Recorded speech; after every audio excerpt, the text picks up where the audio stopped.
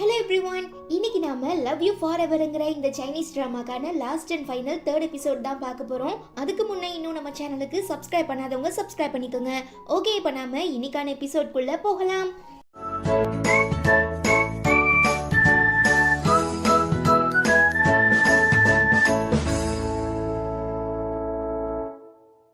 இந்த எபிசோட்கான ஓப்பனிங் சீன்ல நம்ம ஹீரோக்கு உண்மை தெரிய வந்ததும் இதை பத்தி பேசுறதுக்காக ஹீரோயின் வீட்டுக்கே போயிடுறாரு.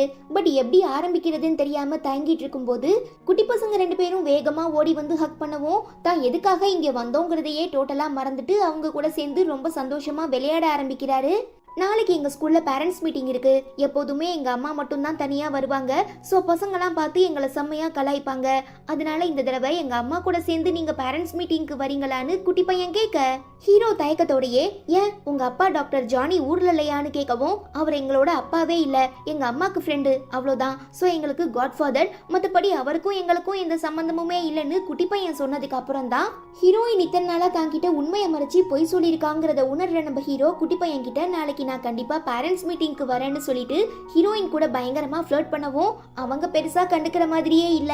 தென் ஆஃபீஸுக்கு வந்ததும் அவரோட பிஏ டிஎன்ஏ டெஸ்ட்டுக்கான ரிப்போர்ட்டை கொடுத்து, பாஸ் நீங்க சந்தேகப்பட்ட மாதிரி அவங்க 2 பேருமே உங்களோட குழந்தைங்க தான்னு சொல்ல ஹீரோ இன்னும் சந்தோஷமாகிடுறான். அதே நேரம் ஆஃபீஸுக்கு வர நம்ம ஹீரோயினை பாதியிலேயே ஸ்டாப் பண்ணி ஜிம்மியும் அவளோட அம்மாவும் பயங்கரமா பிரச்சனை பண்ண ஆரம்பிக்கிறாங்க. நீ வந்ததுக்கு அப்புறம் தான் ஹீரோயினோட பொண்ணை கண்டுக்கிறதே இல்ல, நீ வந்ததுக்கு அப்புறம் தான் என் பொண்ணுக்கு வேலை போச்சுன்னு சொல்லி அந்த அம்மா கத்தவும், ஒழுங்கா இந்த கம்பெனில நேர்மையா வேலை பார்த்திருந்தா எதுக்காக ஹீரோ வேலையை விட்டு தூக்க போறாரு? நான் கஷ்டப்பட்டு டிசைன் பண்ண எல்லா ஒர்க்ஸையுமே தன்னோட மாடல்னு சொல்லி ஏமாத்தனா அப்படிதான் யாரா இருந்தாலும் வேலையை விட்டு தூக்குவாங்கன்னு ஹீரோயின் நியாயமா பேசவும், ஒத்துக்க முடியாம அம்மாவும் பொண்ணும் கடுப்பாகி ஹீரோயினை அடிச்சிடுறாங்க.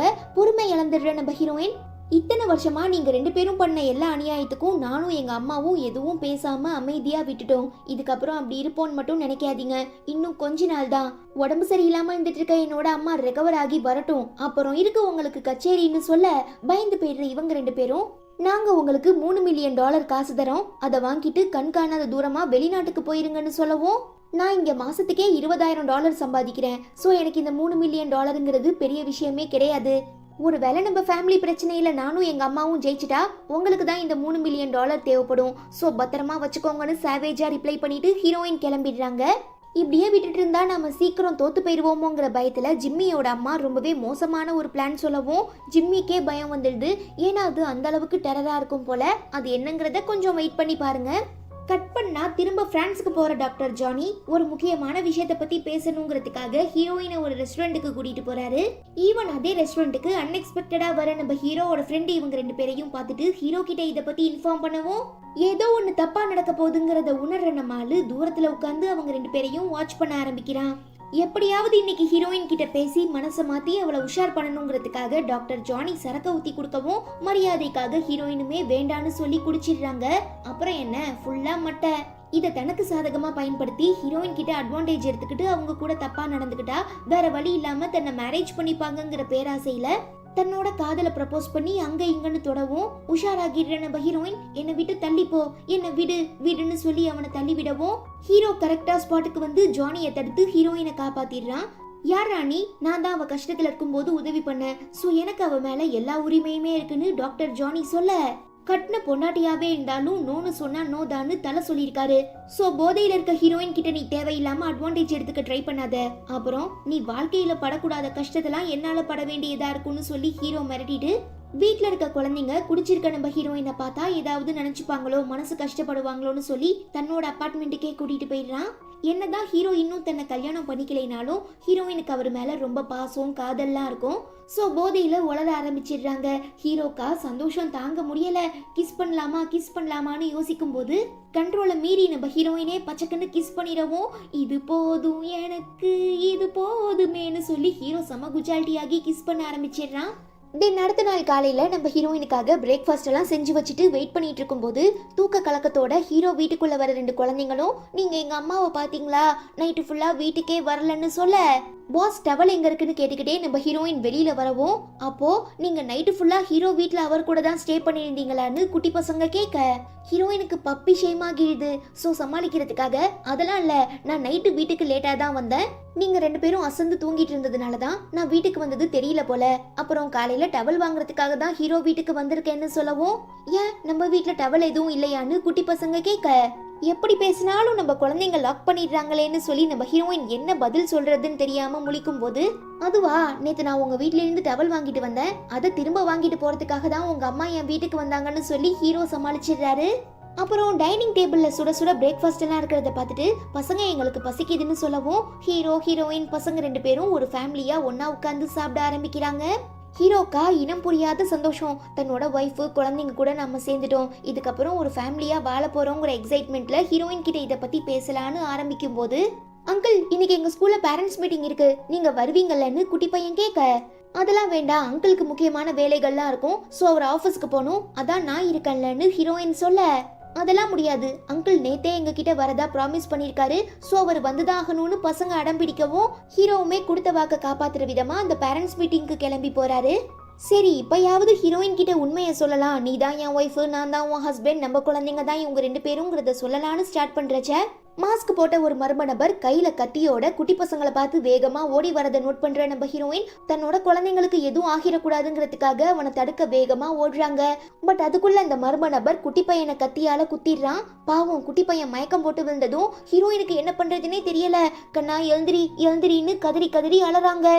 அதே நேரம் நம்ம ஹீரோ அந்த மர்ம நபரை அடிச்சு புடிச்சு லாக் பண்ணிடுறாரு. உயிருக்கு போராடிட்டு இருக்க குட்டி பையனை ஹாஸ்பிட்டல்ல அட்மிட் பண்ணதும் டாக்டர் செக் பண்ணி பார்த்துட்டு, பையனுக்கு ஏபி நெகட்டிவ் பிளட் குரூப்பா இருக்கு, இந்த பிளட் கிடைக்கிறது ரொம்பவே ரேர் தான், ஸோ சீக்கிரமா அரேஞ்ச் பண்ணுங்கன்னு சொல்ல, ஐயோ எனக்கு ஓ பாசிட்டிவ் ஆச்சே, இப்போ நான் என்ன பண்ணுவேன், என் குழந்தைய எப்படியாவது காப்பாத்துங்க காப்பாத்துங்கன்னு ஹீரோயின் கெஞ்சிரதை பார்த்து மனசு கேட்காத நம்ம ஹீரோ, எனக்கு ஏபி நெகட்டிவ் தான், பிகாஸ் நான் தான் அந்த குட்டி பையனோட அப்பான்னு சொல்ல, ஹீரோயினால நம்பவும் முடியல நம்பாம இருக்கவும் முடியல, பிகாஸ் அவங்களுக்குமே சந்தேகம் வந்திருக்கும்ல. பட் இப்ப தன்னோட பையன் உயிரை காப்பாத்தினா போதுங்கிறதுக்காக பெர்மிஷன் கொடுத்துடுறாங்க. அப்புறம் நம்ம ஹீரோ கிட்ட இருந்து ரத்தத்தை எடுத்து குட்டி பையனுக்கு கொடுத்து அவனோட உயிரையுமே காப்பாத்தி, இதுக்கப்புறம் எந்த பிரச்சனையும் இல்லைன்னு டாக்டர் சொன்னதுக்கு அப்புறம் தான் நம்ம ஹீரோயினுக்கு உயிரே வருது. அதே நேரம் நம்ம ஹீரோ ரொம்ப கஷ்டப்பட்டு யார் இந்த பிரச்சனைக்கு காரணங்கிறத கண்டுபிடிச்சி, நம்ம மேல இருக்கிற கோவத்துல உன்னோட சித்தியும் தங்கச்சியும் சேர்ந்து தான் நம்ம பையனை கொலை பண்ண பிளான் பண்ணிருக்காங்கன்னு ஹீரோ சொல்ல, கோவத்தோட உச்சத்துக்கே போயிடுற நம்ம ஹீரோயின் உடனே அவங்க மேல போலீஸ் கம்ப்ளைண்ட் பண்ணிடுறாங்க. இந்த மேட்ரு தெரியாம அம்மாவும் பொண்ணும் திரும்ப ஒன்னா சேர்ந்து அடுத்து நாம என்ன பண்ணி ஹீரோயின் வாழ்க்கையை அழிக்கலான்னு ஸ்கெட்ச் போட்டுட்டு இருக்கும்போது கரெக்டா போலீஸ் வந்து அம்மாவை தூக்கிடுறாங்க. பிகாஸ் நம்ம குட்டி பையனை கத்தியால குத்துன அந்த மர்ம நபர் ஜிம்மியோட அம்மா தான் எனக்கு காசு கொடுத்தாங்கன்னு வாக்குமூலம் கொடுத்திருப்பான். சோ ஜிம்மியை விட்டுட்டு அவங்க அம்மாவை மட்டும் அரெஸ்ட் பண்ணி கூட்டிட்டு போகவும், ஹீரோயின் அப்பா கடுப்பாகி ஜிம்மியை கூட்டிக்கிட்டு நியாயம் பேசுறதுக்காக போறாரு. அதுவே இங்க டாக்டர் ஜானி ஹீரோயின் கிட்ட ஒரு முக்கியமான விஷயத்தை பத்தி பேசணும்னு சொல்லி தனியா கூட்டிட்டு போறான்.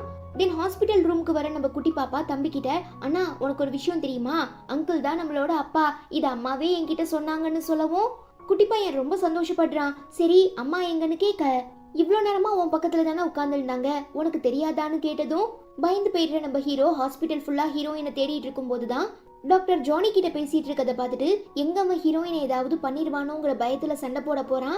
எனக்கு பிடிச்ச எல்லா விஷயங்களையும் என்னால அடைய முடியாதுங்கிறத நான் இப்போ உணர்ந்துட்டேன்.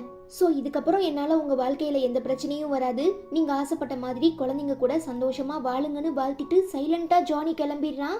என்ன இவன் திடீர்னு நல்லவன் ஆயிட்டானே, இவனை நம்பலாமா வேண்டாமான்னு ஹீரோயின் யோசிச்சுட்டு இருக்கும் போது, எதுக்காக நீ என் ஒய்ஃப் மேல போலீஸ் கம்ப்ளைண்ட் கொடுத்தேன்னு கேட்டு ஹீரோயினோட அப்பா சண்டைக்கு வந்துடுறாரு. யோ லூசு தகப்பா, நீலாம் மனுஷனா என்ன, உனக்கு அறிவிருக்கா இல்லையா, இன்னுமுமா நீ உங்க 2 பேரை பத்தி சரியா புரிஞ்சுக்காம இருக்க, உனக்கு ஏற்கனவே கல்யாணம் ஆகி ஒரு பெண் குழந்தை இருக்குங்கிற விஷயம் தெரிஞ்சுமே இந்த ஜிம்மியோட அம்மா மனசாட்சியே இல்லாம உன்னை கைக்குள்ள போட்டுக்கிட்டு என்னையும் எங்க அம்மாவையும் விரட்டி அடிச்சிட்டா, அப்ப ஏதோ எனக்கு அந்த அளவுக்கு விவரம் தெரியலங்கிறதுனால நீங்களாம் தப்பிச்சீங்க, அதே மாதிரி காலம் ஃபுல்லா உங்களுக்கு அடிமையா இருந்துருவோன்னு மட்டும் தப்பு கணக்கு போட்டுறாதீங்க, பிகாஸ் இப்ப இந்த உலகத்தோட நடப்பு என்னங்கிறது எங்க 2 பேருக்குமே நல்லா தெரியும். சோ எங்க அம்மா ரெக்கவர் ஆனதுக்கு அப்புறம் உங்க எல்லாருக்குமே இருக்குடா கச்சேரின்னு ஹீரோயின் சொல்லிட்டு இருக்கும்போது கரெக்டா அங்க நம்ம ஹீரோயின் அம்மாவுமே வந்துடுறாங்க.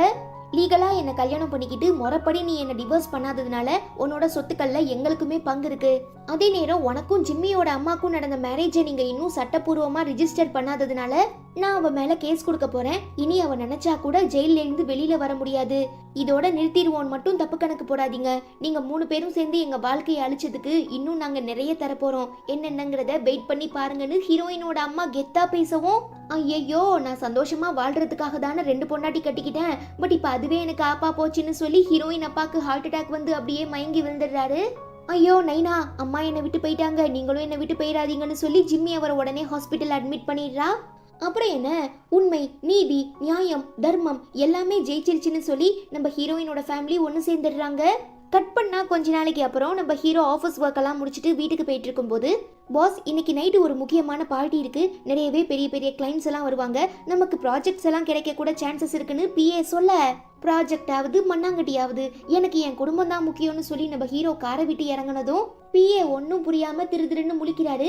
இன்னும் எத்தனை நாளைக்கு தான் எனக்கு பிஏவாவே ஒரு சிங்கிள் மேனா இருக்க போறீங்க, சீக்கிரமா ஒரு பொண்ணை லவ் பண்ணி கல்யாணம் பண்ணிக்கிட்டு குழந்தை குட்டின்னு செட்டில் ஆகுங்க, அப்பதான் நம்ம வாழ்க்கையை சந்தோஷமா வாழ முடியும்னு பிஏக்கு அட்வைஸ் பண்ணிட்டு நம்ம ஹீரோ ஹீரோயின் கூடயும் குழந்தைங்க கூடயும் ஒன்னா சேர்ந்து சந்தோஷமா விளையாட ஆரம்பிக்கிறான். அவ்வளோதான், இதோட இந்த டிராமாவுமே முடியுது. இந்த டிராமா அவங்க எல்லாருக்குமே பிடிச்சிருக்கும்னு நினைக்கிறேன். பிடிச்சிருந்தா மறக்காம லைக் பண்ணிட்டு நம்ம சேனல் வீடியோஸை உங்க ஃப்ரெண்ட்ஸ் அண்ட் ஃபேமிலி கூட ஷேர் பண்ணுங்க. ஓகே, உங்க எல்லாரையும் நான் ரொம்ப சீக்கிரமா அடுத்து ஒரு சூப்பரான டிராமால மீட் பண்றேன். Until then, it's bye from Afi and stay tuned with Spectre of Fantasy.